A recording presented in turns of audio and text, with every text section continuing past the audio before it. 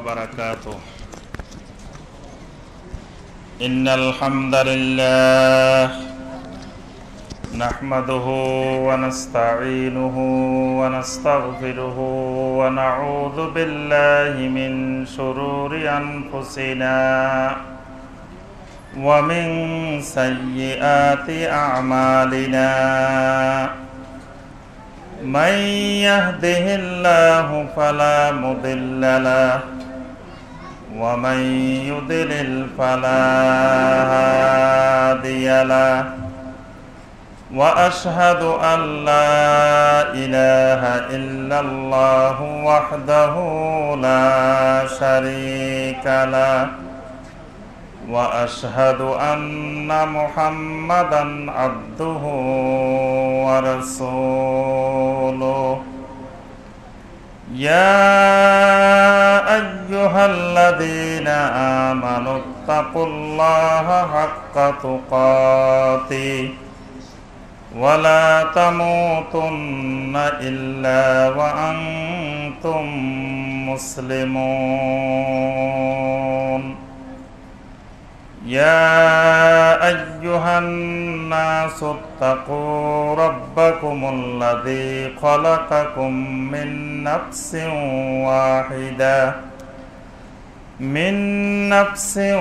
واحدة وخلق منها زوجها وبث منهما رجالا كثيرا ونساء. واتقوا الله الذي تساءلون به والأرحام إن الله كان عليكم رقيبا. يا أيها الذين آمنوا اتقوا الله وقولوا قولا سديدا يصلح لكم أعمالكم ويغفر لكم ذنوبكم ومن يطع الله ورسوله فقد فاز فوزا عظيما. وإذا قيل لهم تعالوا إلى ما أنزل الله وإلى الرسول قالوا حسبنا ما وجدنا عليه آباءنا أولو كان آباؤهم لا يعلمون شيئا ولا يهتدون. اللهم صل على محمد وعلى آل محمد كما صليت على إبراهيم وعلى آل إبراهيم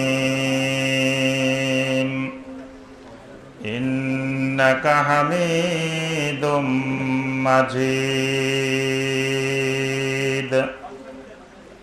اللهم بارك على محمد وعلى آل محمد كما باركت على إبراهيم وعلى آل إبراهيم إنك حميد مجيد.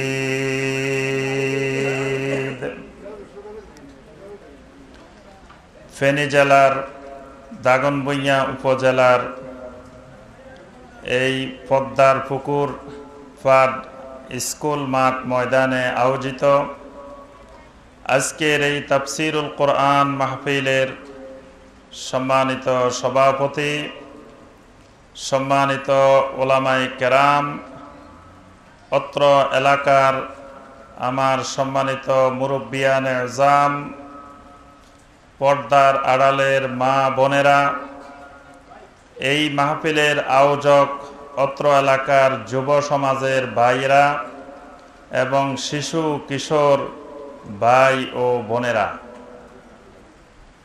আল্লাহ সুবহানাহু ওয়া তাআলার দরবারে কোটি কোটি শুকরিয়া যে আল্লাহ রাব্বুল আলামিন আমাদেরকে আজকে 1437 হিজরি সনের 10 শাওয়াল তারিখে এবং 2016 সালের 16 জুলাই তারিখে এই তাফসিরুল কোরআন মাহফিলে সলাতুল মাগরিবের পরে কোরআনে কারিমের একটি আয়াতে কারিমার সংক্ষিপ্তভাবে তাফসির করার এবং শোনার তৌফিক দিয়েছেন সেই রব্বুল আলামিনের শুকর আদায় করি, সকলে বলি আলহামদুলিল্লাহ।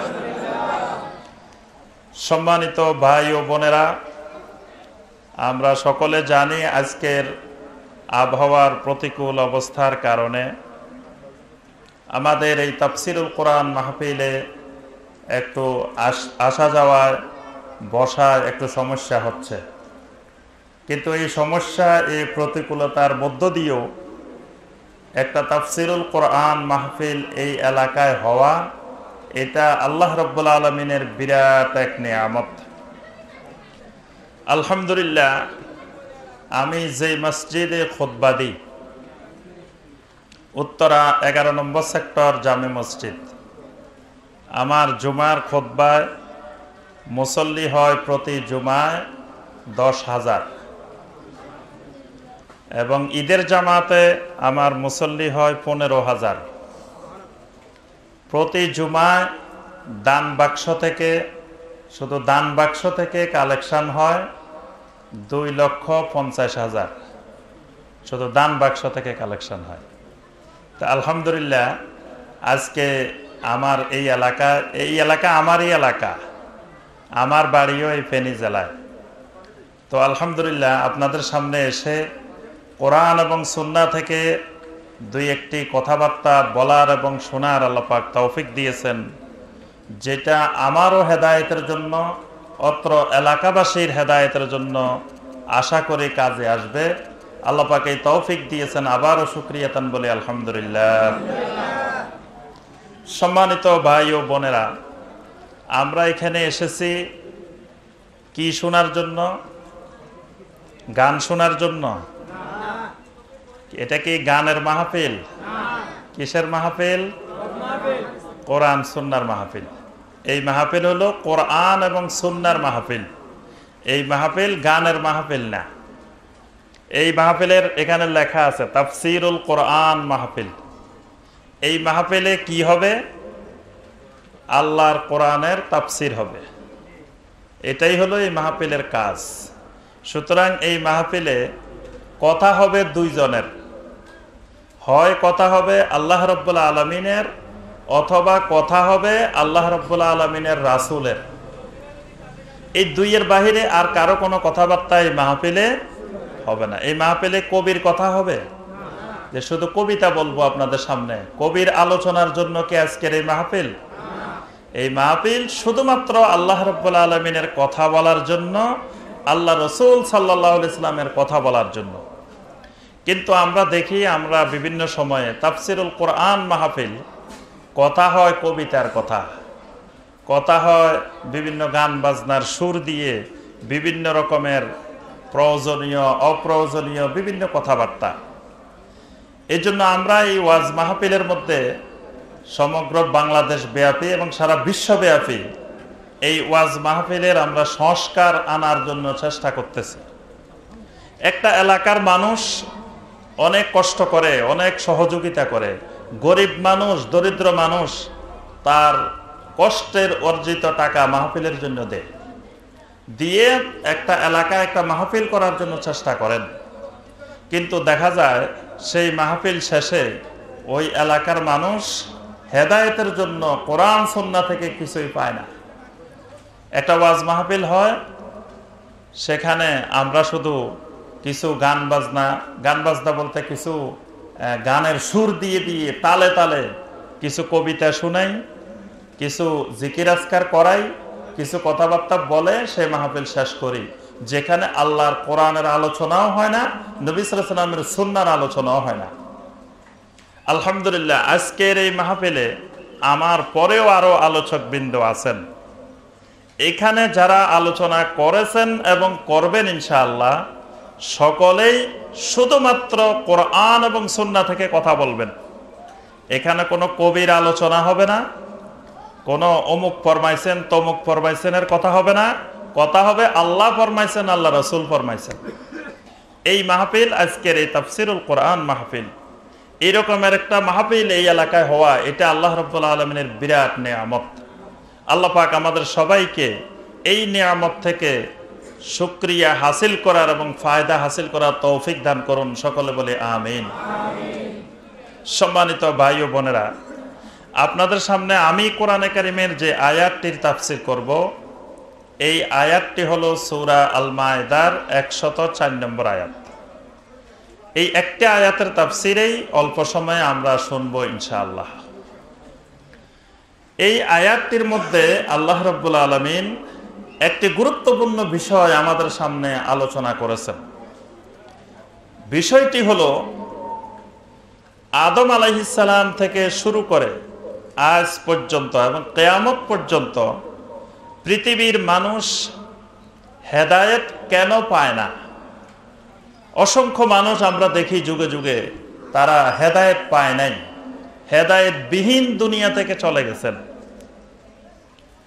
আবার কিয়ামত পর্যন্ত এমন অসংখ্য মানুষ আসবে, কোটি কোটি মানুষ, তারা আল্লাহ রাব্বুল আলামিনের দ্বীনের হেদায়েত পাবে না, হক পাবে না, সত্য অনুসন্ধান করেও সত্য পাবে না। এই সত্য না পাওয়া, হেদায়েত না পাওয়া, মামানিউল হেদায়াহ, হেদায়ার প্রতিবন্ধক কি কি জিনিস, ওই বিষয়গুলোই আল্লাহ রাব্বুল আলামিন এই আয়াতে কারিমার মধ্যে আলোচনা করেছেন। হক কোথায় পাওয়া যায়? হক বুঝেন তো? হক, হক মানে কি? হ্যাঁ, হক মানে সত্য। আর হকের বিপরীতটা কি? বাতিল। একটা হলো হক আর একটা হলো বাতিল। দুইটা বিপরীতমুখী জিনিস। যেখানে হক থাকবে সেখানে বাতিল থাকবে না, যেখানে বাতিল থাকবে সেখানে হক থাকবে না। যেখানে এই কারেন্টের আলো আছে, লাইট আছে, সেখানে অন্ধকার থাকবে না। আবার যেখানে অন্ধকার থাকবে সেখানে আলো থাকবে না। এই আলোর নাম হলো হক, ওই অন্ধকারের নাম হলো বাতিল। আল্লাহ পাক কোরআনে কারিমে সূরা বানী ইসরাঈলের মধ্যে, সূরা বানী ইসরাঈলের 81 নম্বর আয়াত, আল্লাহ পাক বলছেন, ওয়াকুল জাআল হাক্কু ওয়া যাহাকাল বাতিল ইন্নাল বাতিলা কানা যাহুকা। আল্লাহ রাসূল সাল্লাল্লাহু আলাইহি ওয়াসাল্লাম মক্কা বিজয়ের দিন, মক্কার ঘরের ভিতর থেকে, মক্কা বিজয়ের দিন মক্কার ভিতরে কয়টা মূর্তি ছিল? 360টা। এই 360টা মূর্তিকে ভাঙতেছেন আর নবী সাল্লাল্লাহু আলাইহি ওয়াসাল্লাম বলতেছেন, জাআল হাক্কু ওয়া যাহাকাল বাতিল ইন্নাল বাতিলা কানা যাহুকা। আল্লাহ রাসূল সাল্লাল্লাহু আলাইহি ওয়াসাল্লাম এই মক্কার বাসিন্দা, এই মক্কা মুকাররমার শাবাবে মক্কা, মক্কা মুকাররমার যুব সমাজের একজন ছিলেন মুহাম্মদ রাসূলুল্লাহ সাল্লাল্লাহু আলাইহি ওয়াসাল্লাম। এই মক্কার এলাকার মধ্যে আহলে মক্কার অধিবাসী হয়ে এই মক্কার জাবালে নূরে তিনি হেদায়েত পেয়েছেন। আবার এই মক্কাতে দীর্ঘ 13 বছর পর্যন্ত তিনি আল্লাহর দ্বীনের দাওয়াত দিয়েছেন, হকের দাওয়াত দিয়েছেন। মদিনা মুনাওয়ারা যাওয়ার পরেও আরো দীর্ঘ 8 বছর, তাহলে 13 বছর আর 8 বছরে কয় বছর? 21 বছর। নবুয়তের 21 বছর চলে গেছে, মক্কা থেকে 360টা মূর্তি সরাইতে পারেন নাই। তাহলে এই মূর্তি সরানো কত কঠিন। একজন রাসূল, যিনি রাহমাতুল আলামিন, সাইয়্যিদুল মুরসালিন, খাতামুন নবিয়্যিন, তিনি দীর্ঘ 23 বছর নবুয়তের মধ্যে 21 বছর পরে গিয়ে তিনি বাতিল সরাইছেন। বাতিল উৎখাত করতে, বাতিল সরাইতে 21 বছর শুধু রাসূলের নবুয়তি জিন্দেগি অতিবাহিত হয়েছে। 21 বছর পরে নবী সাল্লাল্লাহু আলাইহি ওয়াসাল্লাম 8ম হিজরির রমাদান মাসে যখন মক্কা বিজয় করলেন, তখন এই মক্কার ঘরের ভিতর থেকে যখন মূর্তি সরাইতেছিলেন আর নবী সাল্লাল্লাহু আলাইহি ওয়াসাল্লাম বলতেছিলেন, জাআল হাক্কু ওয়া যাহাকাল বাতিল ইন্নাল বাতিলা কানা যাহুকা। জাআল হাক্কু, হক এসে গেছে, সত্য এসে গেছে, আলো এসে গেছে। ওয়া যাহাকাল বাতিল, আজকে বাতিল এই মক্কার জমিন থেকে উৎখাত হয়ে গেছে। ইন্নাল বাতিলা কানা যাহুকা, আর যেখানে হক আসবে বাতিল তো সেখানে থাকতেই পারবে না। যেখানে তাওহীদ আসবে সেখানে শিরক থাকতে পারবে না, যেখানে শিরক থাকবে সেখানে তাওহীদ থাকবে না, যেখানে সুন্নাহ থাকবে সেখানে বেদাত থাকবে না, যেখানে বেদাত থাকবে সেখানে সুন্নত থাকবে না। এগুলা হক আর বাতিলের মতো আলাদা আলাদা জিনিস। আপনারা কি তাওহীদের পক্ষে না শিরকের পক্ষে? মাশাআল্লাহ, এই মাহফিলে সবাই তাওহীদের পক্ষে। আমরা সবাই তাওহীদের পক্ষে, শিরকের বিপক্ষে। আমরা সবাই সুন্নতের পক্ষে, বেদাতের বিরুদ্ধে। আমরা কোনো ব্যক্তির বিরুদ্ধে নাই, কোনো দলের বিরুদ্ধে নাই, কোনো রাজনৈতিক অরাজনৈতিক কোনো দলের সাথে আমাদের কোনো শত্রুতা নাই। আমাদের শত্রুতা আছে কিসের সাথে? শিরকের সাথে আর বেদাতের সাথে। আমাদের বন্ধুত্ব হলো তাওহীদের সাথে আর সুন্নতের সাথে। কি বলেন? সবাই একমত? আলহামদুলিল্লাহ। এই তাওহীদ আর সুন্নাহর নাম হলো হক, শিরক আর বেদাতের নাম হলো বাতিল। এখন পৃথিবীতে এই হকটা, এই সত্যটা কার পক্ষ থেকে আসে? আল্লাহর পক্ষ থেকে আসে। আল্লাহ পাক কোরআনে কারিমে অসংখ্য জায়গায় বলেছেন, আল হাক্কু মির রাব্বিক ফালা তাকুনান্না মিনাল মুমতারিন। হে রাসূল, আল হাক্কু মির রাব্বিক, হকটা তো আসে আপনার রবের পক্ষ থেকে। ওয়া কুলিল হাক্কু মির রাব্বিকুম, রাসূল আপনি বলে দিন হক আসে আপনার রবের পক্ষ থেকে।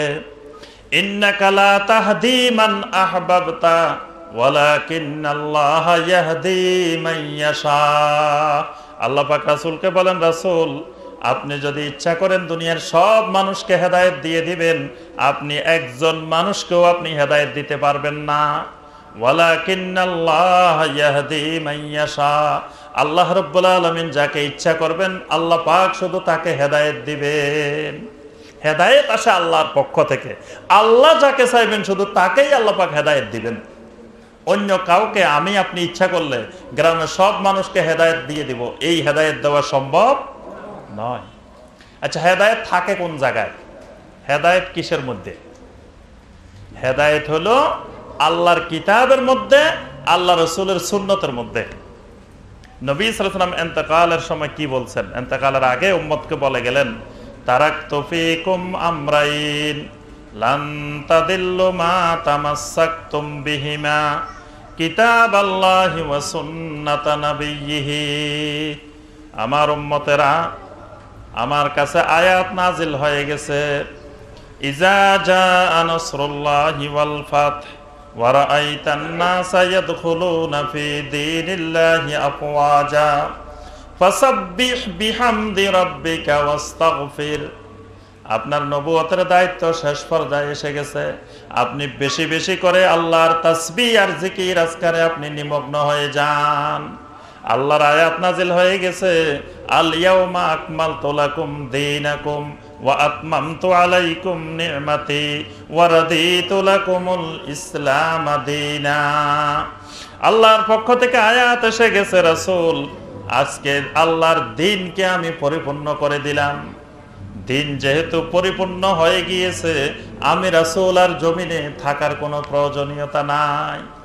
আমার কাজে ছিল আল্লাহর দ্বীনকে পরিপূর্ণ করে দেওয়া। দিন যেহেতু পরিপূর্ণ, এখন আর আমার কোনো প্রয়োজনীয়তা নাই। যে কোনো মুহূর্তে আমি তোমাদের থেকে চলে যাব। তারাকতু ফীকুম আমরাইন, আমার উম্মতরা শুনে রাখো, আমি যাওয়ার পরে তোমাদের কাছে আমি দুইটা জিনিস রেখে যাচ্ছি।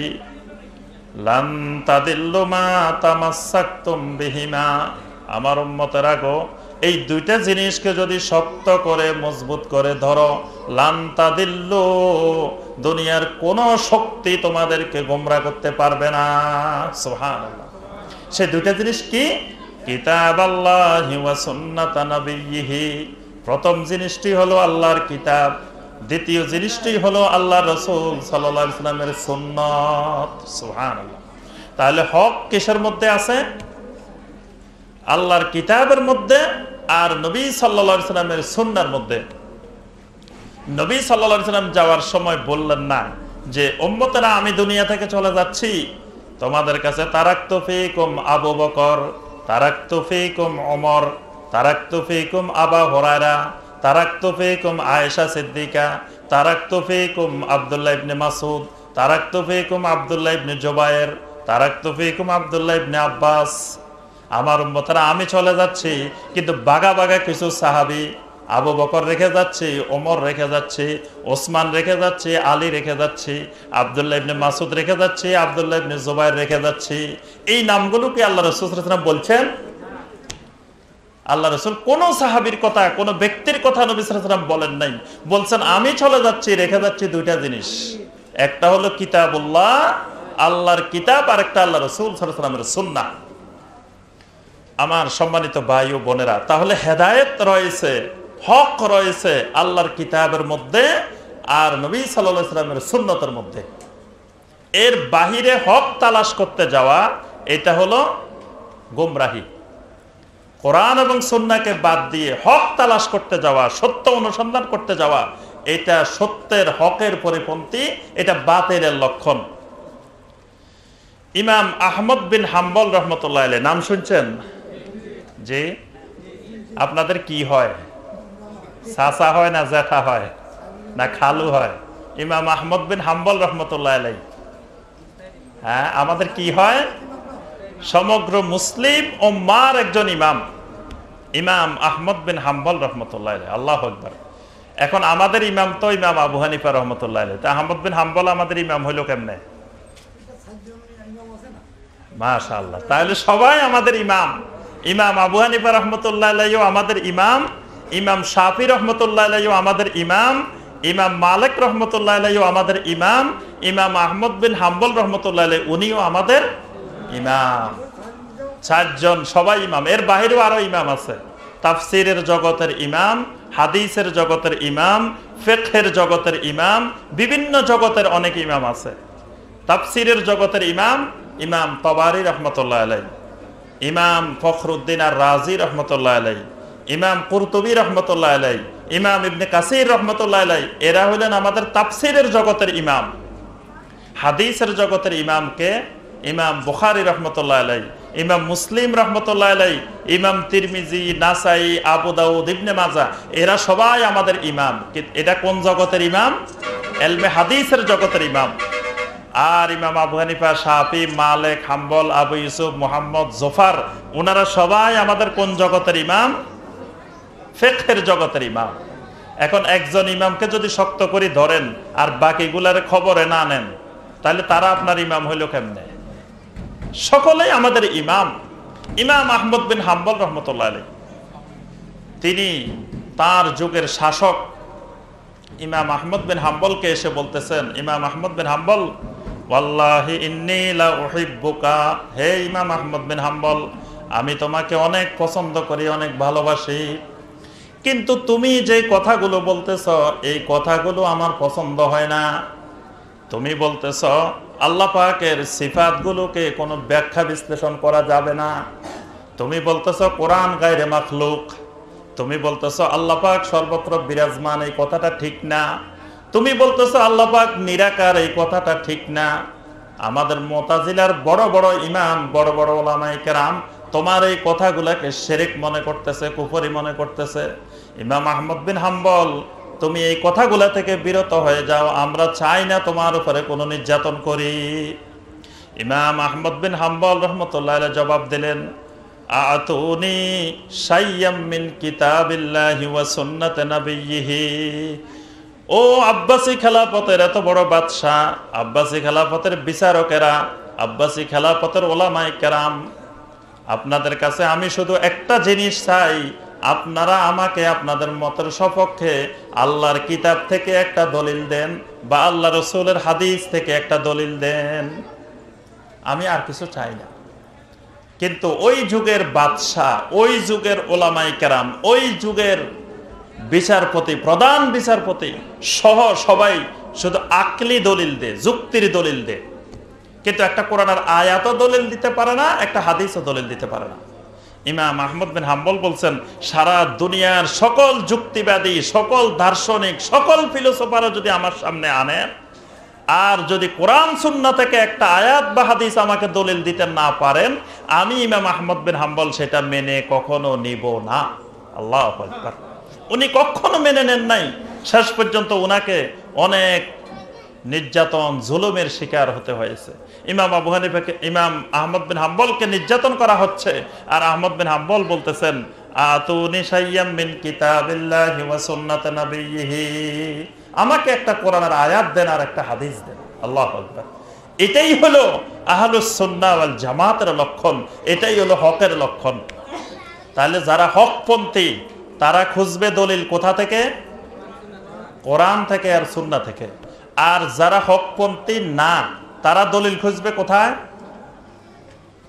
এবার সেটা বলেন। হকপন্থীরা দলিল খুঁজবে কোরআনে আর হাদিসে। তাহলে যারা হকপন্থী না, তারা দলিল খুঁজবে কোথায়? তাদের অনেকগুলো দলিল আছে। সেই দলিলগুলাই আমরা আলোচনা করবো। আজকের আলোচ্য বিষয় ওই দলিলগুলা। যারা হকপন্থী তাদের দলিল তো পাই গেলাম দুই জায়গায়, এক জায়গা কোরআন অথবা নবী সাল্লাল্লাহু আলাইহি ওয়াসাল্লামের সুন্নাহ। এখন যারা হকপন্থী না, তাদের দলিল কোথায় পাওয়া যাবে? তাদের দলিল পাওয়ার এক নম্বর জায়গা হলো আত-তাকলিদ আল আমা। এটা হলো এক নম্বর জায়গা। এক নম্বর জায়গা হলো মুরব্বিদের রেওয়াজ, মুরব্বিদের প্রথা, মুরব্বিদের মধ্যে পাওয়া যাবে। এটা কোরআনেও পাওয়া যাবে না, হাদিসেও পাওয়া যাবে না, এটা বাপ দাদাদের মধ্যে পাওয়া যাবে। এটা হলো এক নম্বর দলিল।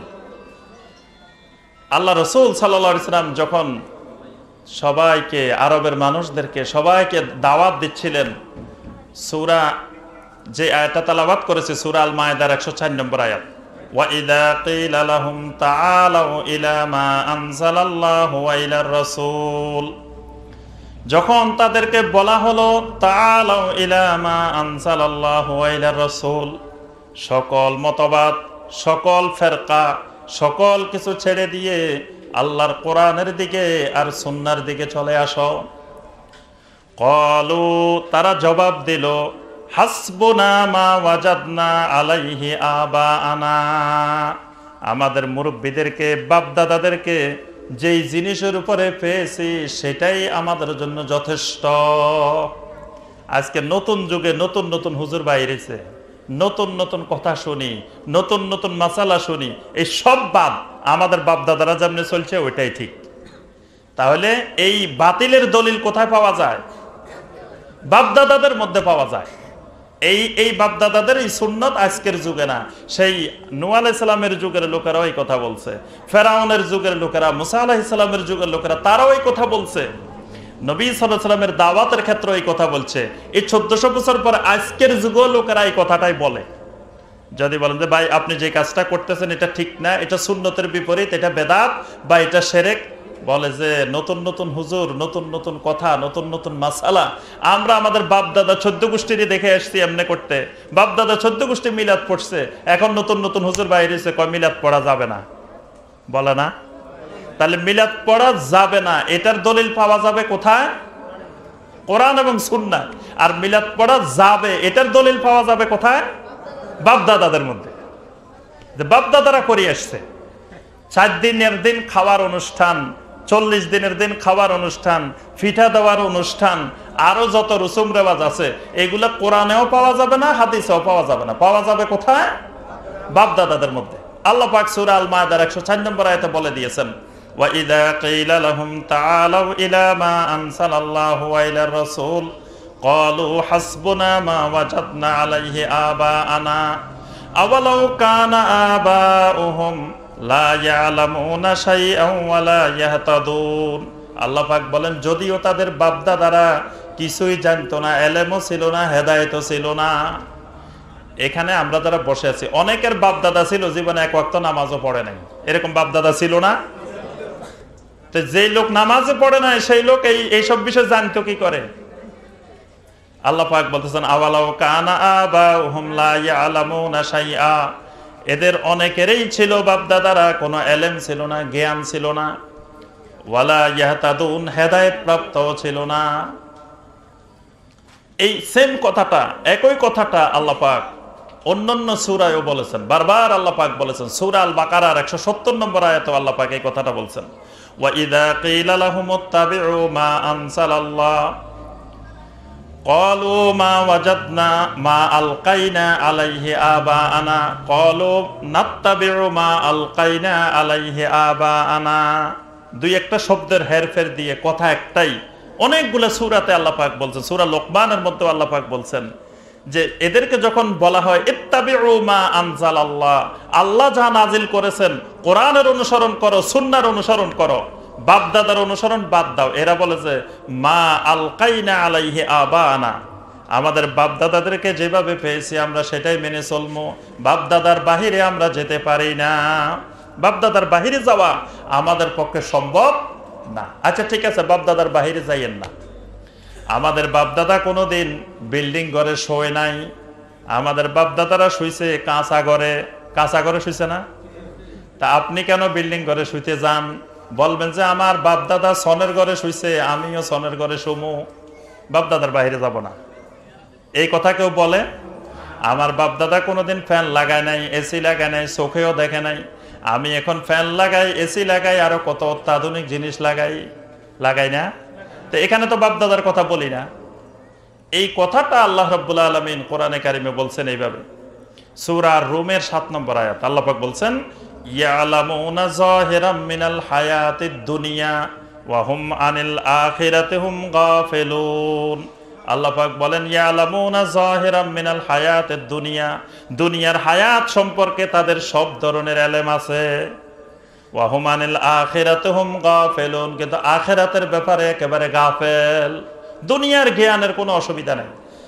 কোনো এক মুরব্বী, উনি 10 টাকার নোট আর 50 টাকার নোট চিনে না।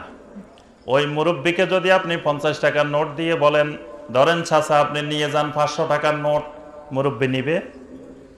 50 টাকার নোট বলি 500 টাকার নোট চালাই দিবেন? দুনিয়ার কোন মুরব্বী এরকম পাগল মুরব্বী বাংলাদেশে আছে?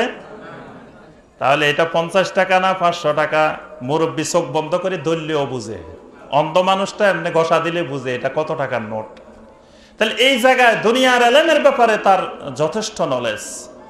তারপরে জায়গা জমিন বেচা কেনার সময় অনেক মুরব্বী আছে দলিল পড়তে জানে না। ওই মুরব্বীরে যদি আনি বলেন মুরব্বী একটা টিপ দেন এখানে, মুরব্বী দিবে? মুরব্বী তার বিশ্বস্ত লোক দিয়ে আগে ওইটা পড়ায় শোনায় ভালো করে দেখে তারপরে টিপ দেওয়া, রেজিস্ট্রি দেওয়া।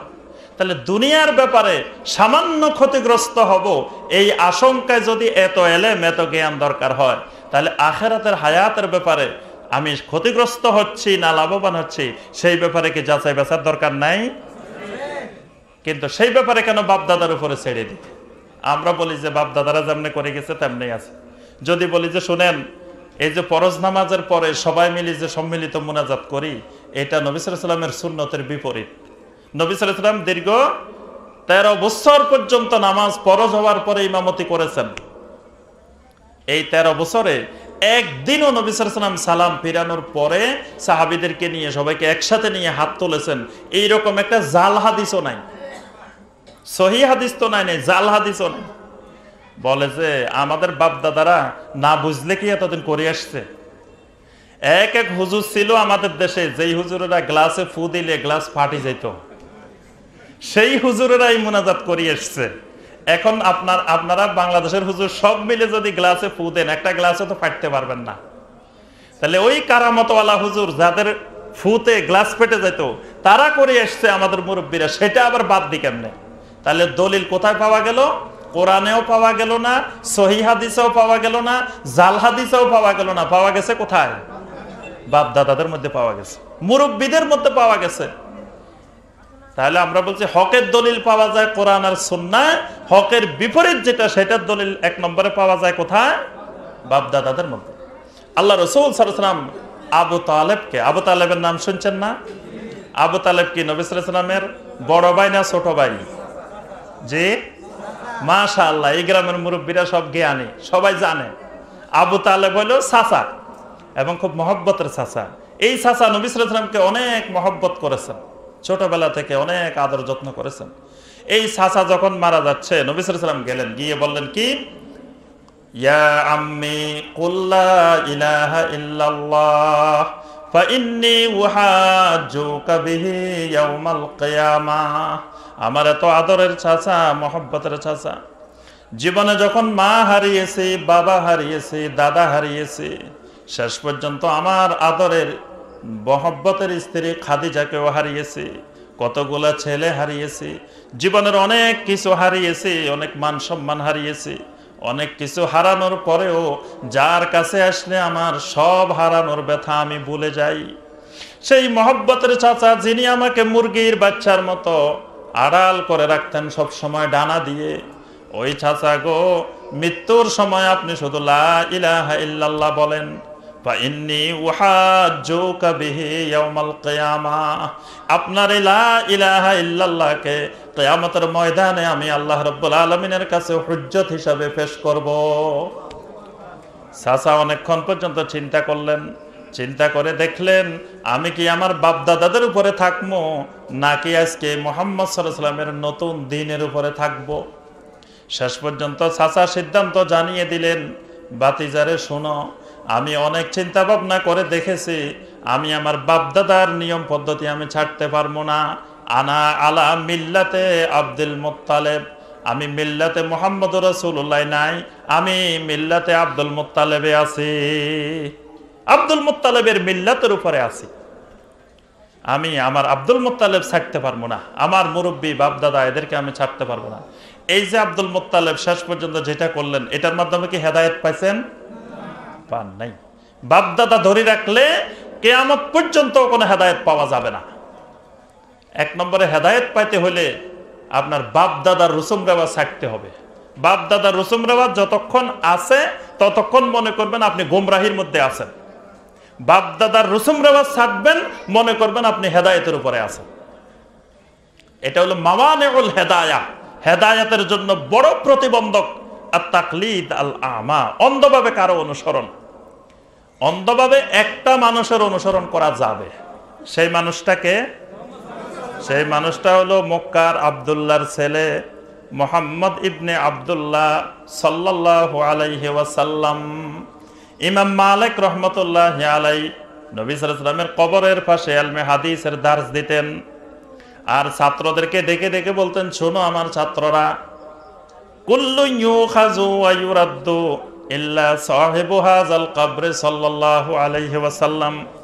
আমার ছাত্ররা শোনো, দুনিয়ার সকল মুসলিম উম্মাহ শোনো, দুনিয়ার প্রত্যেকটা মানুষের কথা গ্রহণ করা যায়, আবার প্রত্যাখ্যানও করা যায়, কিন্তু এই কবরে যিনি শুয়ে আছেন এই মানুষটার কথা শুধু গ্রহণই করতে হয়, প্রত্যাখ্যান করা যায় না। আল্লাহু আকবার। এই মানুষের কথা শুধু গ্রহণ করতে হবে, ছাড়া যাবে না। তোমার বুঝে আসুক আর না আসুক, তোমার যুক্তিতে বুঝে আসুক আর না আসুক। অজুভঙ্গের অনেকগুলা কারণ আছে, যুক্তিতে বুঝে আসে না। কি বুঝে আসে? অজুভঙ্গের কারণগুলা নিয়ে শুধু আপনি যুক্তিবাদী হন, আপনার ঈমান চলে যাবে। ইসলামের সব জায়গায় যদি যুক্তিবাদী হন তো ঈমান চলে যাবে। অজুভঙ্গের কারণের সাথে অজুর ফরজ ওয়াজিবের কোনো সম্পর্ক নাই, আপনার যুক্তিতে এটা বুঝে আসবে না। কিন্তু যুক্তিতে বুঝে না আসলেও ওই মানুষটার অন্ধ অনুকরণ করতে হবে, এই অন্ধ অনুকরণের মধ্যে হেদায়েত। কিন্তু ওই মানুষটা না বলে, আল্লাহ রাসূল সাল্লাল্লাহু আলাইহি ওয়াসাল্লাম না বলে, যদি ইমাম মালিক বলতেন আমাদেরকে যে শোনো তোমাদের বাতাস বের হলে ওযু চলে যাবে, আমরা ইমাম মালিক বললে সেটা মানতাম? কেন মানি? সেটা আল্লাহ রাসূল সাল্লাল্লাহু আলাইহি ওয়াসাল্লাম বলছেন। সুতরাং আল্লাহ রাসূল বললে সেটা অন্ধভাবে অনুকরণ করতে হবে। কিন্তু আল্লাহ রাসূল বলার পরে সহিহ হাদিস স্পষ্ট আমরা দেখতেছি এটা আল্লাহ রাসূলের হাদিস, কোরআনে কারীমের আয়াত, এরপরে যদি বলেন যে না এটা কোরআনের আয়াত হইলে তাও আমি মানি না, হাদিস হইলেও আমি মানি না, কারণ আমার মুরব্বীরা, আমার আকাবেরেরা এই হাদিস তো গ্রহণ করে নাই। আচ্ছা, আপনার মুরব্বীরা এই ক্ষমতা পাইলো কই রাসূলের হাদিস গ্রহণ করা না করার? এই ক্ষমতা, এই পাওয়ার আল্লাহর জমিনে তো কাউকে দেওয়া হয় নাই। রাসূলের হাদিস গ্রহণ করবে আর প্রত্যাখ্যান করবে, এই পাওয়ার দুনিয়ার কাউকে দেওয়া হয়েছে? ইমাম মালিক রাহমাতুল্লাহ আলাইহি এই জন্য কবরের দিকে দেখায় দেখায় বলতেন যে এই কবরের যিনি সাহেবু হাজাল কবর, তার কথা শুধু শুনতেই হবে, মানতেই হবে, যুক্তিতে বিবেকে বুঝে আসুক আর না আসুক। এর বাহিরে যত মানুষ আছে সব মানুষের কথা যেটা কোরআন সুন্নাহর সাথে মিলবে সেটা গ্রহণ করা যাবে, যেটা মিলবে না সেটা গ্রহণ করা যাবে না। এজন্য সাহাবায়ে কেরাম রাদওয়ানুল্লাহি তাআলা আলাইহিম আজমাইন তাদের সামনে যদি আবু বকরও কথা বলতেন, ওমরও কথা বলতেন, সেই কথা যদি রাসূল সাল্লাল্লাহু আলাইহি ওয়াসাল্লামের কথার সাথে না মিলতো, আবু বকর ওমরের কথাকে ফেলে দিতেন, রাসূলের কথাকে গ্রহণ করতেন। ওমর রাদিয়াল্লাহু তাআলা আনহু একদিন জুমার খুতবা দিচ্ছেন, বুখারীর হাদিস। ওমর রাদিয়াল্লাহু তাআলা আনহু বললেন, নবী সাল্লাল্লাহু আলাইহি সাল্লাম আমাদের ওই সময়ে জীবিত থাকাকালীন যতগুলো বিয়ে হয়তো সব বিয়েতে যে মোহর নির্ধারণ করতেন, সেই মোহর কোনোদিন 400 আউকিয়ার বেশি হইতো না, 400 আউকিয়ার নিচে থাকতো। আজকে আমরা দেখতে পাচ্ছি আপনারা মোহরের ক্ষেত্রে সীমা লঙ্ঘন করতেছেন, নারীদেরকে বেশি বেশি মোহর দিয়ে দিচ্ছেন। ওমর রাদিয়াল্লাহু তাআলা খুতবার মধ্যে দাঁড়িয়ে দাঁড়িয়ে বলতেছেন, এটা সপক্ষে কোনো কোরআনের আয়াতও দলিল দেন নাই, নবী সাল্লাল্লাহু আলাইহি ওয়াসাল্লামের কোনো হাদিসও দলিল দেন নাই। দলিল দিয়েছেন নবী সাল্লাল্লাহু আলাইহি ওয়াসাল্লামের আমল, যে নবী সাল্লাল্লাহু আলাইহি ওয়াসাল্লাম জীবিত থাকাকালীন আমরা এই কাজটা করতাম। তখন ওই মুসল্লিদের মধ্য থেকে এক মহিলা মুসল্লি উঠে বললেন, ওমর এই ব্যাপারে আমার কিছু বক্তব্য আছে। ওমর বললেন, ঠিক আছে তোমার বক্তব্যটা বলো। তখন ওই মহিলা বললেন, শুনেন, 1 নম্বরে আমি দলিল দিব আল্লাহর আয়াত থেকে, আল্লাহর কোরআন থেকে।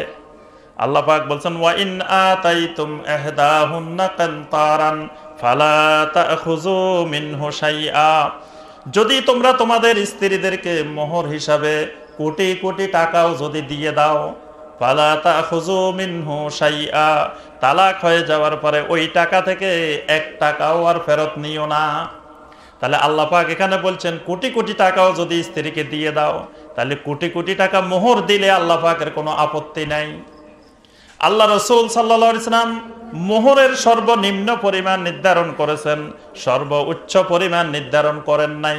নবী সাল্লাল্লাহু আলাইহি ওয়াসাল্লাম বলছেন 10 দিরহামের কমে মোহর হয় না, কিন্তু বলেন নাই এত দিরহামের উপরে মোহর দেওয়া যাবে না। তাহলে যেই জিনিসে বেশি মোহর দিলে আল্লাহ পাকের আপত্তি নাই, আল্লাহর রাসূলের আপত্তি নাই, আপনি ওমরকে আল্লাহর রাসূলের থেকেও বেশি প্রভাবশালী, আপনার আপত্তি কেন? আল্লাহু আকবার। ওমরটাকে, এই ওমর মানে একদিকে তিনি মুসলিম রাষ্ট্রের, মুসলিম জাহানের খলিফাতুল মুসলিমিন, 2 নম্বরে তিনি নবী সাল্লাল্লাহু আলাইহি ওয়াসাল্লামের সাহাবীদের মধ্যে জান্নাতের সুসংবাদ প্রাপ্ত একজন সাহাবী, 3 নম্বরে ওমর রাদিয়াল্লাহু তাআলা যে রাস্তায় যাইতেন শয়তান সেই রাস্তা থেকে পালিয়ে আরেক রাস্তায় যাইতেন। আল্লাহু আকবার। এটা অন্য কোন সাহাবীর এই বৈশিষ্ট্য, এই কারামত ছিল না, শুধু ওমর রাদিয়াল্লাহু তাআলার এই কারামত ছিল। ওমর যে রাস্তা দিয়ে যাবে শয়তান সেই রাস্তা দিয়ে যাবে না, ভয়ে। তাহলে ওই সাহাবীর কথা মহিলা মেনে নেয় নাই, মহিলা সাথে সাথে কোরআনে কারিমের আয়াত দিয়ে দলিল দিলেন, হাদিস দিয়ে দলিল দিলেন। ওমর রাদিয়াল্লাহু তাআলা চিন্তা করলেন, আসলে তো কথা ঠিক। আল্লাহু আকবার। সাহাবায়ে কেরামের সামনে যখন কোরআনের আয়াত এসে যেত, হাদিস এসে যেত, তখন সব বাদ। তখন ওমর রাদিয়াল্লাহু তাআলা বললেন, ইন্না উমর কাদ আখতা ওয়া ইন্না ইমরাতান কাদ আসাবাত। দুনিয়ার মুসলিম জাহান শুনে রাখো, আমি ওমর যে বক্তব্য দিয়েছিলাম সেই বক্তব্যটা ভুল বক্তব্য ছিল, আর এই মহিলা যে বক্তব্য দিলেন এই মহিলার বক্তব্যটা সঠিক। সুবহানাল্লাহ। এটাই হলো হেদায়েত প্রাপ্ত মানুষের নমুনা, যে হেদায়েত প্রাপ্ত মানুষদের কাজ হলো কোরআন আর সুন্নাহ যেটা বলবে সেটাই হক। অন্য কেউ কি বলছে, কোরআন সুন্নাহর মোকাবেলায় কোন ইমামের কথায় যদি ভুল হয় তো ইমামের কথা ফেলে দিবে, কোরআন আর সুন্নাহর ইত্তেবা করবে। তাহলে হেদায়েত পেতে হলে 1 নম্বরে বাপ দাদার কথা, মুরব্বীদের কথা যদি কোরআন সুন্নাহর সাথে না মিলে, কোরআন সুন্নাহর খেলাফ হয়, সেটা ছেড়ে দিতে হবে। 2 নম্বরে আপনার যেই জিনিসের আমরা বলছি হকের দলিল পাওয়া যাবে কোরআন সুন্নাহয়, আর যেটা হক না সেটার দলিল কোথায় কোথায় পাওয়া যাবে সেটা বলতেছি। 1 নম্বর বলছি কোথায় পাওয়া যাবে, যে মুরব্বীদের কথায়, বাপ দাদাদের মধ্যে পাওয়া যাবে। 2 নম্বরে যেখানে পাওয়া যাবে সেটার নাম হলো জাহালত, মূর্খতার মধ্যে পাওয়া যাবে, জাহেলের মধ্যে পাওয়া যাবে। জাহেল কাকে বলে? জাহেল মানে লেখাপড়া জানে না, তাকে জাহেল বলা হয় না। আবু জাহালকে আবু জাহাল বলা হয়। সে কি লেখাপড়া জানতো না? লেখাপড়া তৎকালীন যুগে বড় শিক্ষিত ছিল। যে বাইতুল্লাহর মতো আল্লাহর ঘরের পরিচালনা কমিটির সদস্য ছিল, সারা দুনিয়ার মানুষকে পরিচালনা করার মতো তার জ্ঞান ছিল, কিন্তু তাগত রাসূল সাল্লাল্লাহু আলাইহি ওয়াসাল্লাম তাকে বললেন আবু জাহাল। এই মূর্খতা কিসের মূর্খতা? এই মূর্খতা হলো সত্য জানার ব্যাপারে তার জ্ঞান ছিল না। তার সামনে নূর জ্বলতেছে, বাতি জ্বলতেছে, সে বাতি সে চিনে নাই। মুহাম্মদ রাসূলুল্লাহ সাল্লাল্লাহু আলাইহি ওয়াসাল্লাম তার ঘরে, অথচ সে সেটা চিনতে পারে নাই। এর থেকে বড় জাহেল আর কে হইতে পারে? এই জন্য নবী সাল্লাল্লাহু আলাইহি ওয়াসাল্লাম বলছেন সে আবু জাহাল, সে তো জাহেল। তাহলে জাহেলের আলামত হলো জাহেল হক চিনে না, জাহেল কোরআন চিনে না, সুন্নাহ চিনে না। জাহেলের কাছে অনেক এলেম থাকতে পারে, বড় এলেম আছে, বড় আলেম। কিয়ামতের ময়দানে জাহান্নাম উদ্বোধন হবে কাদেরকে দিয়ে? হ্যাঁ বলে না, সবাই সন্দেহ আছে, ডরে বলে না যে হুজুরে আবার কি কয়। ওলামায়ে কেরামদেরকে দিয়ে, তাও ছোট ছোট আলেম না, বড় বড় ওলামায়ে কেরামদেরকে দিয়ে জাহান্নাম উদ্বোধন হবে। সর্বপ্রথম জাহান্নামে দেওয়া হবে বড় বড় আলেমদেরকে। তাহলে আমরা যে কথাটা বলতেছিলাম যে বিশাল বিশাল বস্তা বস্তা আমার এলেম থাকতে পারে, কিন্তু সেই এলেম যদি হক চিনার প্রতিবন্ধক হয়, ওই এলেম দিয়ে যদি আমি হক চিনতে না পারি, তো ওই এলেম শেখার পরেও আমি জাহেল। এই জন্য আবু জাহেলের এত এলেম থাকার পরেও আল্লাহ রাসূল সাল্লাল্লাহু আলাইহি ওয়াসাল্লাম বলছেন তাকে জাহেল। আচ্ছা, জাহেলের কিছু বৈশিষ্ট্য শুনেন। জাহেলের কয়েকটা বৈশিষ্ট্য আল্লাহ পাক বর্ণনা করছেন, যে এই বৈশিষ্ট্যগুলো যার মধ্যে পাবেন বুঝে নেবেন যে 100% জাহেল।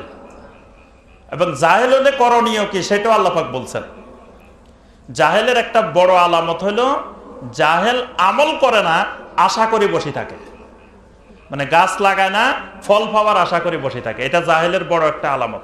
আল্লাহ পাক কোরআনে কারিমের মধ্যে বলছেন, ওয়া মিনহুম উম্মিয়ুনা লা ইয়ালামুনাল কিতাবা ইল্লা আমানিয়া ওয়া ইনহুম ইল্লা ইয়াজুন্নুন।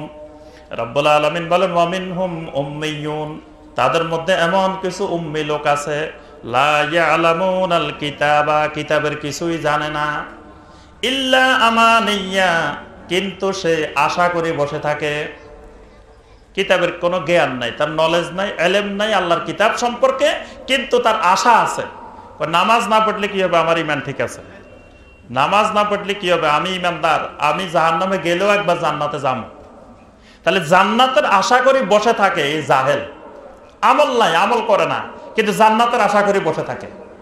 তার আশা ভরসা ঠিক আছে, কিন্তু লা ইয়ালামুনাল কিতাব, কিতাবের মধ্যে সূরা আল মুদ্দাসসিরের 42 থেকে 48 নম্বর আয়াতে জাহান্নামীদের আলামত বলা হয়েছে।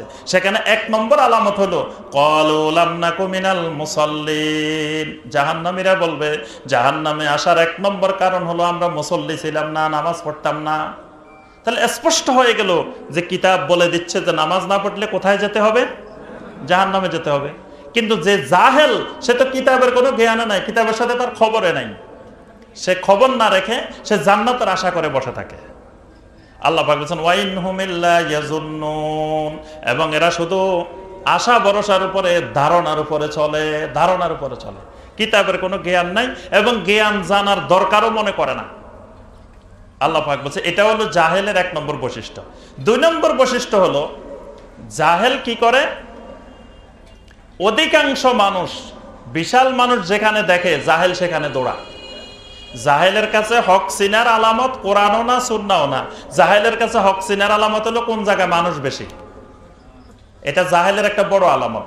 যে আপনাকে দেখবেন কিছু মানুষ বলবে যে এত মানুষ কি না বুঝি দৌড়ায় নাকি ওখানে, এই কথা যে বলবে বুঝবেন যে 100% জাহেল, কোনো সন্দেহ নাই। কারণ আল্লাহ পাক কোরআনে কারিমে অসংখ্য আয়াতে বলছেন ওয়ালাকিন্না আকসারান নাস লা ইয়ালামুন, ওয়ালাকিন্না আকসারান নাস লা ইয়ালামুন। আল্লাহ পাক বলেন পৃথিবীর অধিকাংশ মানুষই জাহেল, অধিকাংশ মানুষই জানে না, এলেম নাই। তাহলে যেখানে মানুষ বেশি তার অর্থ এই নয় যে এরা হেদায়েতের উপরে আছে। দল বড় তার অর্থ এই নয় যে এরা হেদায়েতের উপরে আছে। অধিকাংশ মানুষ যদি হেদায়েতের দলিল হইতো, তো পৃথিবীর অধিকাংশ মানুষ হয়তো বর্তমানে কাফের। আপনি যদি বলেন আমেরিকায় এত বিশাল বিশাল জিনিস আবিষ্কার করে, তারা কি বুঝে না? তারা তো মুসলমান হয় না, আমি মুসলমান হমু কেন? তাহলে আপনি হেদায়েত পাবেন? পৃথিবীর অধিকাংশ মানুষ লক্ষ লক্ষ মানুষ, কোটি কোটি মানুষ দলিল না, দলিল হলো কোরআন আর সুন্নাহ। এখন অধিকাংশ মানুষ কাজটা করতেছে, অধিকাংশ মানুষ যাইতেছে, যে লোক ওইটাকে দলিল দিবে অধিকাংশ মানুষের দলিল, এই লোক হলো জাহেল। জাহেলের এটা একটা বড় আলামত। জাহেল যখন আপনার সাথে তর্ক বিতর্ক করবে, জাহেল আপনাকে কোরআন থেকেও দলিল দিবে না, হাদিস থেকেও দলিল দিবে না, দলিল দিবে মুরব্বীদের, দলিল দিবে অধিকাংশ মানুষের। বলবে যে হ্যাঁ, এত হাজার হাজার হুজুর, এত হাজার হাজার আলেম সেখানে যাইতেছে, হাজার হাজার আলেম এই কাজ করতেছে, এরাকে ভুল করতেছে। তখন আল্লাহ পাক বলছেন সূরা আল ফুরকানের 63 নম্বর আয়াত, আল্লাহ পাক বলছেন ওয়া ইযা খাতাবাহুমুল জাহিলুনা ক্বালু সালামা। যখন জাহেলেরা তোমাদের সাথে তর্ক বিতর্ক শুরু করবে, জাহেল তো তোমাকে কোরআন থেকেও দলিল দিবে না, হাদিস থেকেও দলিল দিবে না, তার দলিল তো অন্য জায়গায়। তার দলিল হলো মুরব্বী, তার দলিল হলো আকাবের, তার দলিল হলো দলে দলে মানুষ, লক্ষ লক্ষ মানুষ। তুমি বলবা কোরআন হাদিস, সে বলবো ওইটা। তো এইটা নিয়ে শুধু ঝগড়া বাড়বে, ঝগড়া কমবে না। তো এই জন্য জাহেল যখন তোমার সাথে বিতর্ক করবে, ক্বালু সালামা, বলবা যে ভাই আসসালামু আলাইকুম, বাস। তার আর কথার কোনো জবাবও দিবে না, কিছু বলবাও না, তার সাথে তর্ক বিতর্কও করবা না।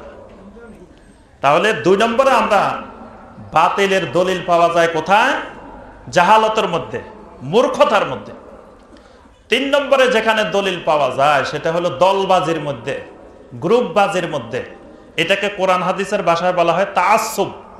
তাআসসুবের মধ্যে, তাআসসুব মানে দলবাজি, গ্রুপবাজি।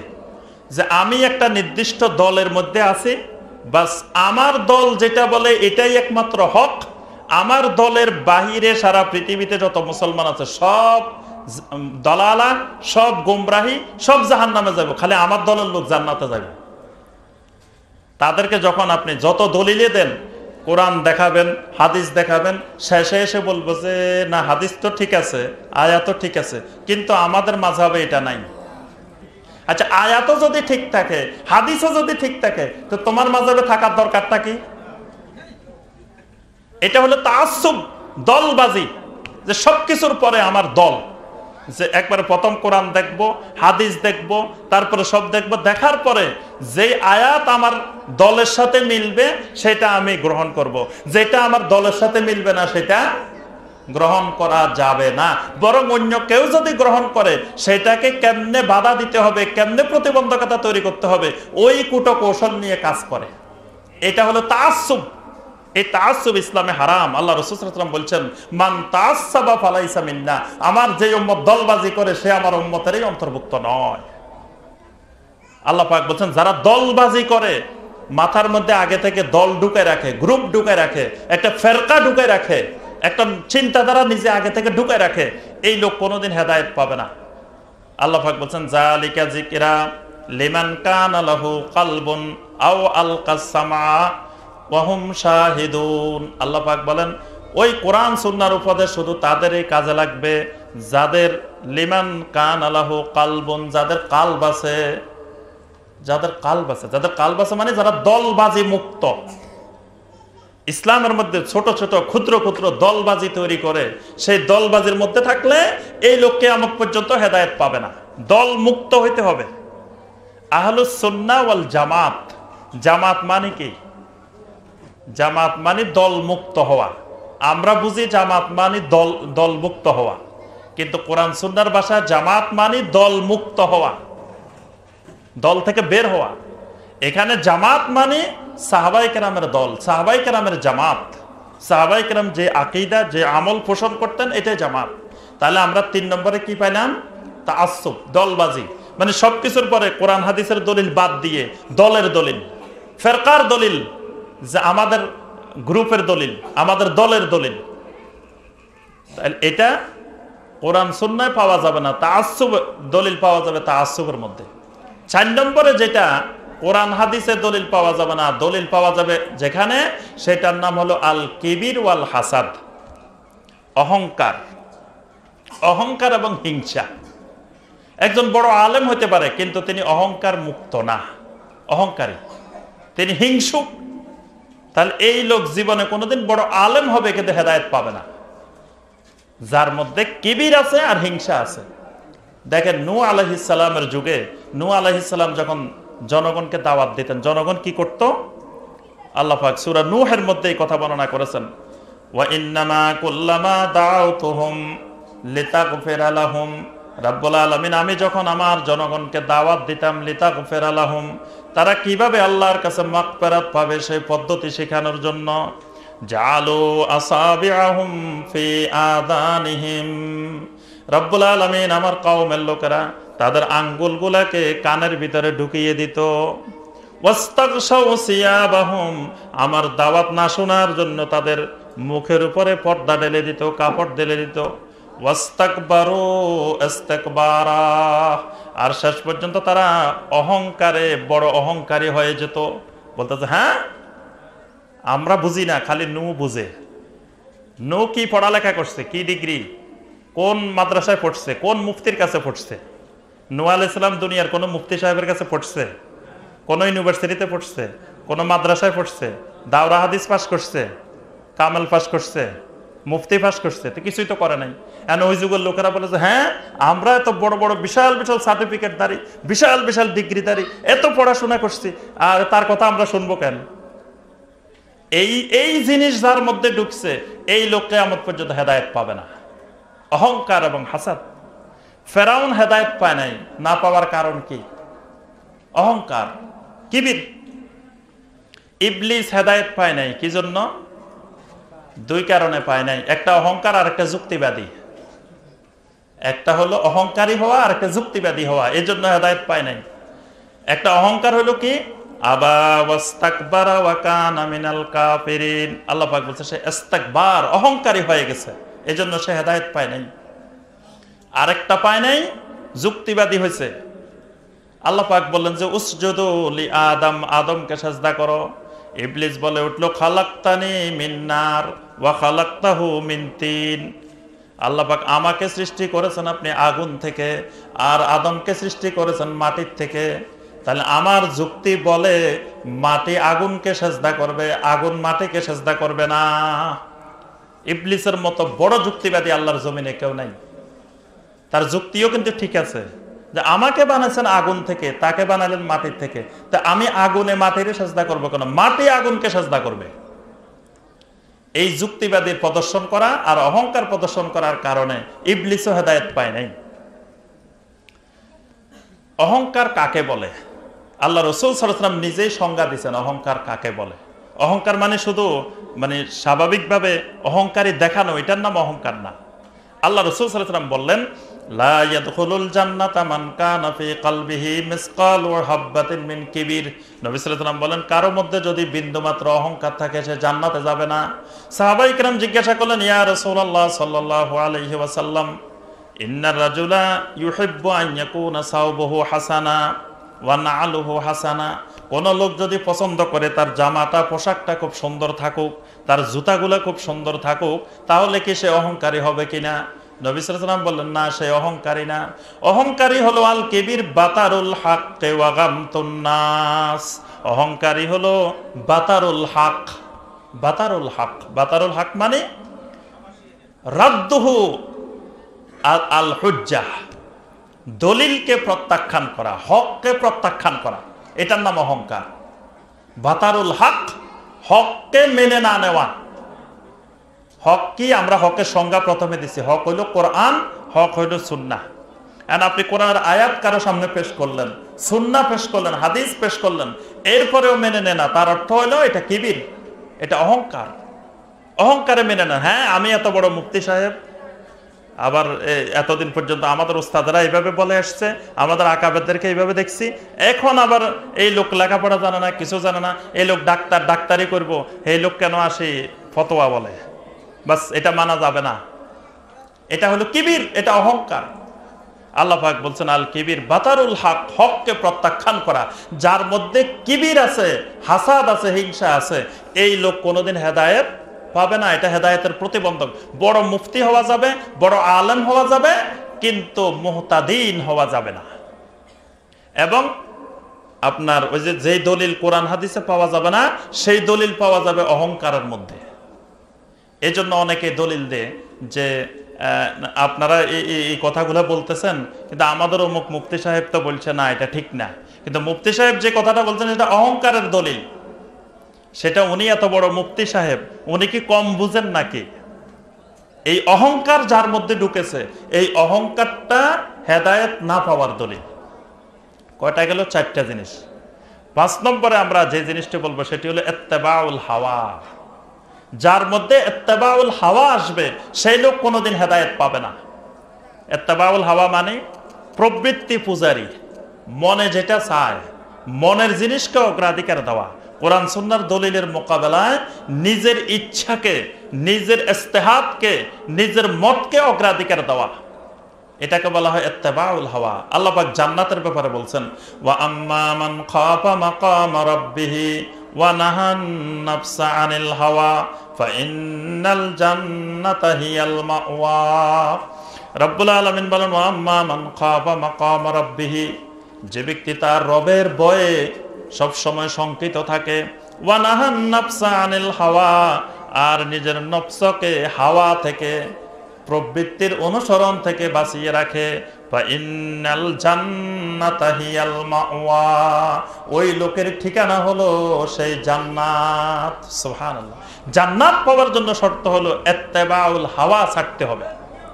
আল্লাহ পাক বলেন, ফালা তাত্তাবিউল হাওয়া আন তাদিলু, খবরদার তোমরা হাওয়ার অনুসরণ করিও না, প্রবৃত্তির অনুসরণ করিও না। অনুসরণ করতে হবে কিসের?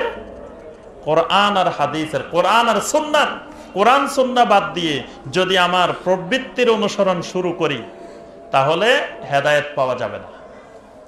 হেদায়েত না পাওয়ার আরেকটি কারণ হলো জাইগুল কুলুব, অন্তর বক্রতা, অন্তর বাঁকা হয়ে যাওয়া। আমাদের শরীরের যেমন অনেকগুলা রোগ হয়, কালবেরও অনেকগুলা রোগ হয়। আমাদের শরীরের বড় বড় রোগ হইলো যেমন ডায়াবেটিস হয়, ক্যান্সার হয়, বিভিন্ন ধরনের রোগ হয় না শরীরে? তো শুধু শরীরের রোগ হয়, কালবের রোগ হয় না? কালবের অনেক বড় বড় রোগ আছে। এই রোগগুলোর মধ্য থেকে একটা বড় ধরনের রোগ হলো জাইগুল কুলুব। এটা কালবের একটা বড় ধরনের রোগ। জাইগুল কুলুব মানে কলব বাঁকা হয়ে যাওয়া। কলব অনেক সময় সোজা থাকে, আবার অনেক সময় এটা বাঁকা হয়ে যায়। এই কালবের বক্রতা, এটা বিশাল একটা রোগ। এই রোগ যার হয়েছে সেই লোক দেখবেন যে সোজা কথা বলবে না। আপনি বলবেন একটা, সেই লোক সবসময় উল্টা উল্টা কথা বলে। মানে আপনার কথার মোকাবেলায় সে কোরআনের আয়াতও বলবে না, হাদিসও বলবে না, দলিলও বলবে না। প্রথমে বলবে যে, আরে মিয়া আপনি মাদ্রাসায় কদিন পড়ছেন? আমরা আজকে 20 বছর মাদ্রাসায় পড়ি, বুখারী শরীফ বুঝি না এখনো। আপনি কয়দিন মাদ্রাসায় পড়ছেন? বুখারী শরীফ লইলে হাঁটেন। বক্রতা, এটা হলো কাল বাঁকা হয়ে গেছে, বাঁকা কথা বলবে, মানে সোজা কথা আর বলবে না। তারপরে বলবে যে আপনি রাফুল ইয়াদাইনের হাদিস পাই গেছেন, আমরা এত বছর মাদ্রাসায় পড়ছি, আমরা পাই নাই, আমাদের উস্তাদরা পাই নাই, আপনি পাইছেন। আবার আপনি আরবি ব্যাকরণ জানেন, নাহু সরফ জানেন, বাস। রাফুল ইয়াদাইনের হাদিস পাইতে কি আরবি ব্যাকরণ জানা লাগে, নাহু সরফ জানা লাগে? মানে সোজা কথা আর বলবে না, শুধু বাঁকা বাঁকা কথা বলবে। কিছু কিছু মানুষকে দেখবেন বাঁকা বাঁকা কথা বলে, সোজা কথা বলে না। এই জাইগুল কুলুব, কাল বাঁকা হয়ে যাওয়া, কালবের বক্রতা, এটা অন্তরের একটা বিশাল রোগ। এই রোগ যার হয়েছে সেই লোক আর হেদায়েত পাবে না, সবসময় শুধু বাঁকা কথা বলবে। আল্লাহ পাক কোরআনে কারিমের মধ্যে শিখাই দিয়েছেন আল্লাহর কাছে দোয়া করার জন্য, রব্বানা লা তুজিগ কুলুবানা বা'দা ইয হাদাইতানা ওয়া হাব লানা মিন লাদুনকা রাহমা ইন্নাকা আনতাল ওয়াহ্হাব। আমরা এই দোয়া সব সময় করি, কিন্তু বেদাতি পদ্ধতিতে করার কারণে আল্লাহর কাছে কবুল হয় না। এই দোয়া কিন্তু আমাদের দেশের বহুল প্রচলিত একটা দোয়া। সব ইমাম সাহেব এই দোয়া করে। এই দোয়া করে না এরকম ইমাম সাহেব বাংলাদেশে নাই, কিন্তু এক দোয়াও কবুল হয় না। না হওয়ার কারণ হলো বেদাতি পদ্ধতিতে সারা রাত দোয়া করলেও আল্লাহ দোয়া কবুল করবে না। সুন্নত পদ্ধতিতে 1 মিনিট দোয়া করলে সেটা কবুল হবে। তা আমরা দোয়া করি বেদাতি পদ্ধতিতে, তো এটা কবুল হবে কোথা থেকে? এই জন্য আমাদের অন্তর বাঁকা হয়ে আছে। এই জন্য সোজা কথা আমাদের মধ্যে আসে না। সবসময় দেখবেন যে বাঁকা, উল্টা কথা, বাঁকা কথা। এই বাঁকা কথার মধ্যে মানে সেটা কোরআন সুন্নাহ যেখানে দলিল পাওয়া যাবে না, সেটা ওই বক্রতার মধ্যে পাওয়া যাবে। আরেকটি জিনিস যেটা হেদায়েত না পাওয়ার প্রতিবন্ধক, সেটা হলো সাহিবু বেদআ আহবার ওয়ার রুহবান, মানে বেদাতি আলেম এবং আবেদ। ওলামা ইকরামদের মধ্য থেকে অনেক ওলামা ইকরাম বেদাতকে পছন্দ করেন, বেদাতকে ভালোবাসেন। তারপর আবার কিছু আছেন আলেম না, আলেমে সুরত ধরে থাকেন, ভিতরে এলেম নাই, কিন্তু উপরে দিয়ে দেখলে মনে হয় যে বিরাট আলেম, বড় মুফতি সাহেব। এই দুইটার একটাকে বলা হয় আহবার, একটাকে বলা হয় রুহবান। আহবার হলো যার এলেম আছে, বড় আলেম, আর রুহবান হলো এলেম নাই কিন্তু সুরতে মনে হয় যে বড় আলেম। আল্লাহ পাক সূরা আত-তাওবার 34 নম্বর আয়াতে আল্লাহ পাক বলছেন, ইয়া আইয়ুহাল্লাযীনা আমানু ইন্না কাসীরাম মিনাল আহবারি ওয়ার রুহবানি লা ইয়াকুলুনা আমওয়ালান নাসি বিল বাতিল ওয়া ইয়াসুদ্দুনা আন সাবিলিল্লাহ। আল্লাহ পাক বলেন, হে ঈমানদারগণ, তোমাদের মধ্যে অধিকাংশ আহবার এবং রুহবান, সবাই না, আল্লাহ পাক বলেন অধিকাংশ, তাহলে কিছু বাদ আছে, কিছু আহবার রুহবানের মধ্যে এই দোষটা নাই, কিন্তু অধিকাংশের মধ্যে আছে। সেটা কি? আহবার মানে বড় বড় আলেম কিন্তু বেদাতি আলেম, আর রুহবান মানে আলেম না আবেদ কিন্তু বেদাতি, সাহিব বেদাহ। এই দুই গ্রুপ কি করে? প্রথম গ্রুপে যেটা করে সেটা হলো লা ইয়াকুলুনা আমওয়ালান নাসি বিল বাতিল, বাতিল পদ্ধতিতে মানুষের সম্পদ ভক্ষণ করে, বাতিল পদ্ধতিতে মানুষের সম্পদ খায়। বাতিল পদ্ধতি কি? মিলাদ পড়ি খায়, খতম পড়ি খায়, তারপরে তাবিজ দিয়ে খায়, বিভিন্ন পদ্ধতি যেগুলো কোরআন সুন্নাহর বিরোধী পদ্ধতি, বাতিল পদ্ধতি। এই বাতিল পদ্ধতির মাধ্যমে সম্পদ খায়। এটা কিন্তু ছোট আলেমেরা পারে না, এটা বড় আলেম লাগে। এটা খাইতে হইলে অনেক কৌশল লাগে, সবাই কিন্তু পারে না। একজন লোক দৌড়াই আসছে যে হুজুর আমার তো মেয়ে অসুস্থ, কি করবো?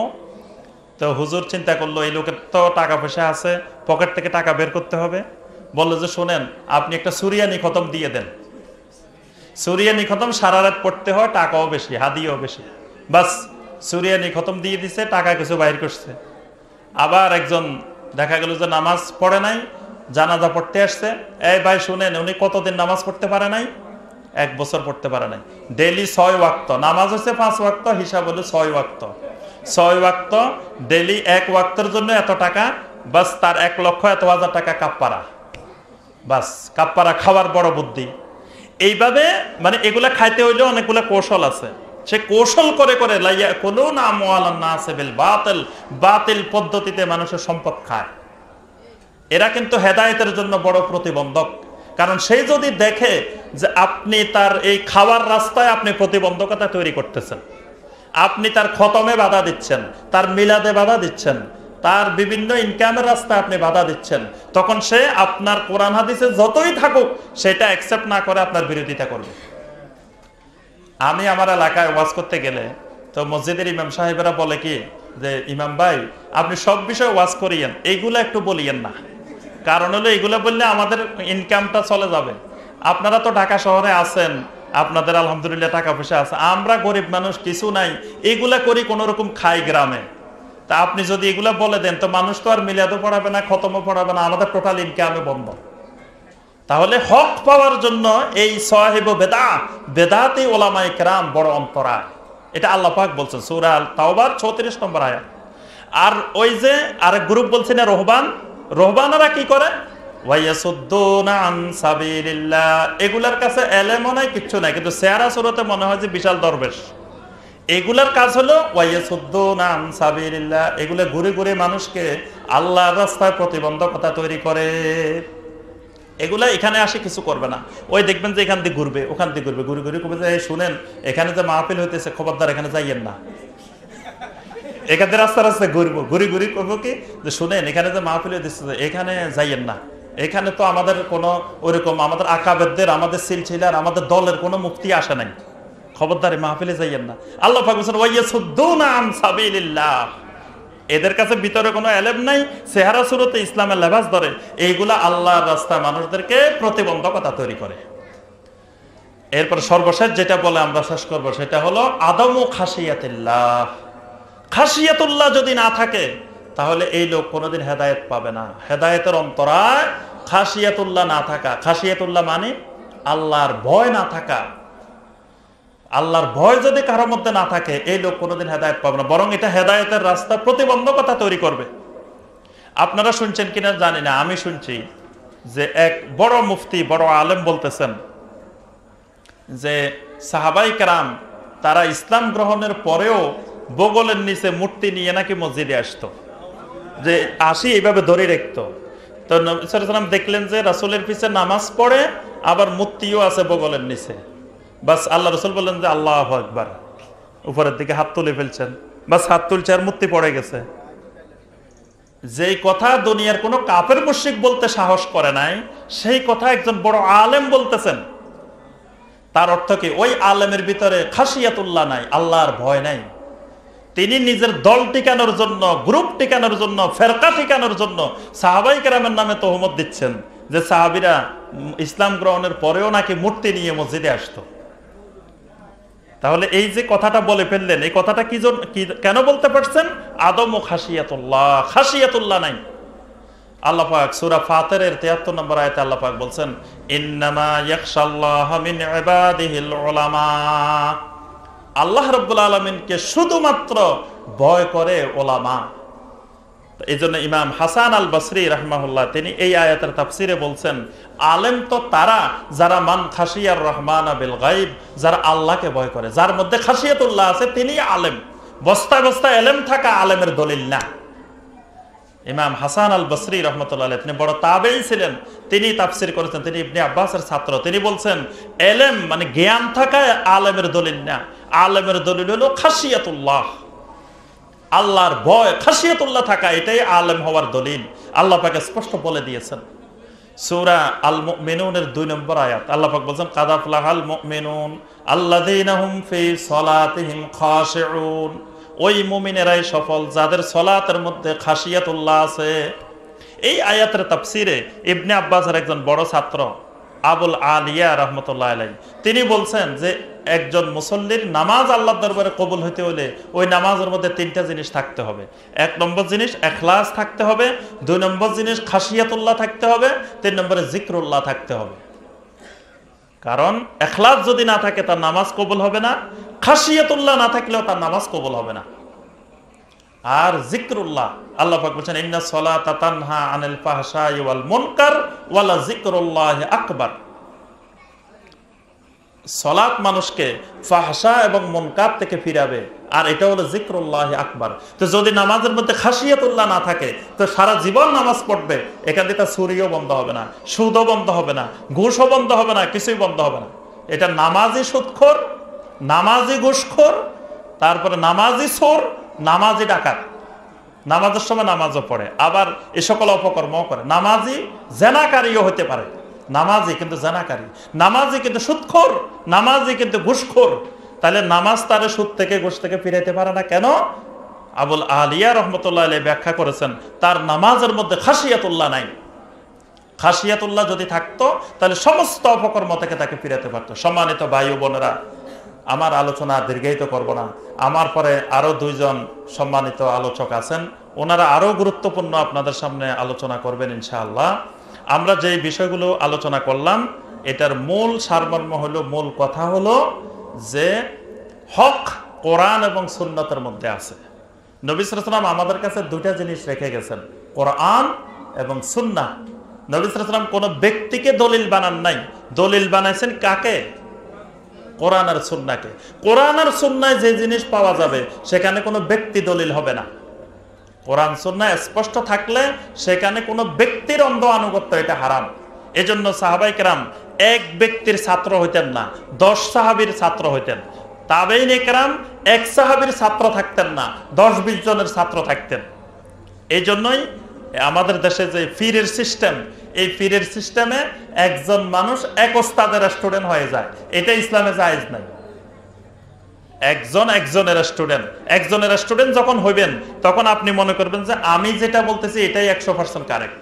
বাস আমার হুজুর যেই টুপি পরে এই টুপি একমাত্র টুপি, আমার হুজুর যে তসবি পরে এই তসবি একমাত্র তসবি, আমার হুজুর যেই কালারের পাঞ্জাবি পরে এটাই একমাত্র পাঞ্জাবি। কারণ তার ওস্তাদ তো একটা। ওস্তাদ যদি 10 জন থাকে তখন তার মধ্যে এই গোড়ামি, এই অন্ধত্ব তার মধ্যে তৈরি হবে না। এজন্য ইসলামে এক ওস্তাদ জায়েজ নাই। ওস্তাদ থাকতে হবে অনেক, আর ওস্তাদ যদি অনেক থাকে তাহলে তার মধ্যে গুমরাহি আসবে না। এজন্য সম্মানিত ভাই ও বোনেরা, আমরা যে কথাগুলো বললাম এগুলো বাস্তব সমাজের চিত্র। আমাদের এই বাস্তব অভিজ্ঞতা আমরা দেখি সমাজে কি কি বলে, সেই চিত্রগুলাই আপনাদের সামনে তুলে ধরেছি। কোরআনের সাথে আমাদের সমাজের চিত্র। এই জন্য আমরা সমাজে সুন্নতের সাথে খবরদার কখনো বেয়াদবি করবেন না। সুন্নত আপনি পালন করেন আর না করেন, কিন্তু সুন্নতের সাথে বেয়াদবি করবেন না। যেমন ধরেন, আপনি আপনার দৃষ্টিতে এটা সুন্নত না, আপনি মনে করতেছেন এটা সুন্নত না, বাস ভালো, আপনি সুন্নত না এটা পালন করবেন না। এটা আরেকজন পালন করতে গেলে আপনি ওই সুন্নতের সাথে বেয়াদবি করবেন না। আল্লাহর ঘরে যারা গেছেন, হজে গেছেন, মক্কা মদিনায় গেছেন, নামাজের মধ্যে কত রকমের চিত্র দেখছেন না? হাজী সাহেবেরা দেখছেন না? কেউ হাত এখানে বাঁধছেন, কেউ এখানে বাঁধছেন, কেউ এখানে বাঁধছেন, কেউ ছেড়েও দিচ্ছেন, কিন্তু একজন আরেকজনের সাথে ঝগড়া করছেন। এই নিয়ে তুমি হাত ছেড়ে দিছো কেন? তারে যাই দড়ি জোর করে হাতের এখানে বাঁধি দিছে। তো সেখানে কোনো ঝগড়া নাই, কিছু নাই। আল্লাহর ঘরের মতো জায়গা, পৃথিবীর বড় বড় ওলামায়ে কেরাম যেখানে, আপনি আমি যেখানে ছোটখাটো আলেম এখানে আছি, সেখানে কেমন করে একজন মানুষ, হয়তো আমি এখানে হাত বাঁধি, উনি এখানে বাঁধছে, তাকে আমি মসজিদ থেকে বের করে দিচ্ছি, এটা তো সুন্নতের সাথে বেয়াদবি করতেছি। আমি হয়তো ওই সুন্নত পালন করতেছি না, ঠিক আছে, করব না, কিন্তু আরেকজন করতে গেলে তাকে বের করে দেওয়া, তার সাথে বেয়াদবি করা, এটা সুন্নতের সাথে বেয়াদবি। এজন্য আমি আপনাদেরকে অনুরোধ করব, কোরআন এবং সুন্নাহ থেকে দলিল নেন। ওই মুরব্বি, ওই তাআসসুব, দলবাজি, ওই আকাবের, তারপরে ওই সাহেবে বেদা, তারপরে ইত্তেবাউল হাওয়া, এগুলো বাদ দিয়ে খালেসভাবে আমরা কোরআন এবং সুন্নাহকে শক্ত করে ধরি। আল্লাহ পাক আমাদের সবাইকে এবং খাস করে অত্র এলাকার সকল ভাই বোনকে আল্লাহ পাক সহি দ্বীন গ্রহণ করার, মানার, বুঝার তৌফিক দান করুন। ওয়ামা তৌফিক ইল্লা বিল্লাহ। নাফাআনিল্লাহু ওয়া ইয়্যাকুম বিল কুরআনিল আযীম ওয়া বিসুন্নতি নাবিয়্যিহিল কারীম সাল্লাল্লাহু আলাইহি ওয়াসাল্লাম। সুবহানাকা আল্লাহুম্মা বিহামদিকা আশহাদু আল্লা ইলাহা ইল্লা আনতা আস্তাগফিরুকা ওয়া আতুবু ইলাইক।